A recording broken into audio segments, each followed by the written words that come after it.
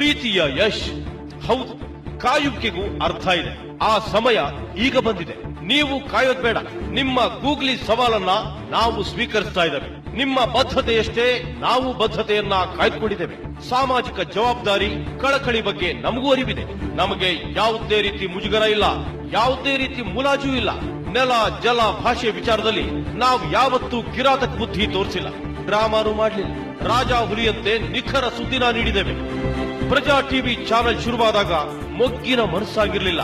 ನೀವೇ ನೋಡಿದಿರ ಅಲ್ವಾ? ಮೊದಲ ಸಲನೇ ರೈತರ ಪರವಾಗಿ ಗಜ ಕೇಸರಿಯಂತೆ ನಿಂತು ಹೋರಾಟಕ್ಕೆ ನಿಂತಿದ್ದೇವೆ. ನಮ್ಮ ಹೋರಾಟ ಬದ್ಧತೆ ನಿರಂತರವಾಗಿದೆ. ಅದು ಯಾವತ್ತಿಗೂ ಮಾಸ್ಟರ್ ಪೀಸ್. ಅದರಲ್ಲಿ ಎರಡು ಮಾತೇ ಇಲ್ಲ. ಆ ವಿಚಾರದಲ್ಲಿ ನಾವು ಲಕ್ಕಿನೇ.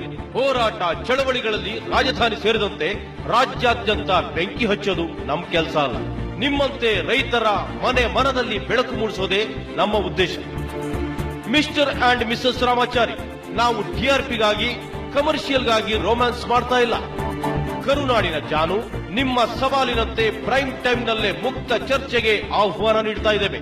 ಬನ್ನಿ, ಚರ್ಚೆಯಲ್ಲಿ ಭಾಗವಹಿಸಿ. ರೈತರ ಬಗ್ಗೆ, ನೆಲ, ಜಲ, ಕನ್ನಡ ಭಾಷೆ ಸಮಸ್ಯೆಗಳಿಗೆ ಪರಿಹಾರ ಹುಡ್ಕೋಣ. ಅದು ಎಷ್ಟು ದಿನವಾದರೂ ಆಗಲಿ, ಸಮಸ್ಯೆಗೆ ಪರಿಹಾರ ಸಿಗೋ ತನಕ ಹೋರಾಟ ನಡೆಸೋಣ. ಬರ್ತಿರಲ್ವಾ? ನೀವು ಹೇಳಿದಂತೆ ಈಗ ನಾವು ನಿಮಗಾಗಿ ಕಾಯ್ತಾ ಇದ್ದೇವೆ. ತಪ್ಪದೆ ಸಂಜೆ 7 ಗಂಟೆಗೆ ಬನ್ನಿ. ನಮ್ಮ ಪ್ರೈಮ್ ಟೈಮ್ ಚರ್ಚೆಯಲ್ಲಿ ಭಾಗವಹಿಸಿ.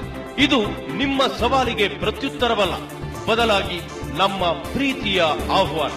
ಇಂತಿ ಸಂಪಾದಕೀಯ ಬಳಗ, ಪ್ರಜಾ ಟಿವಿ.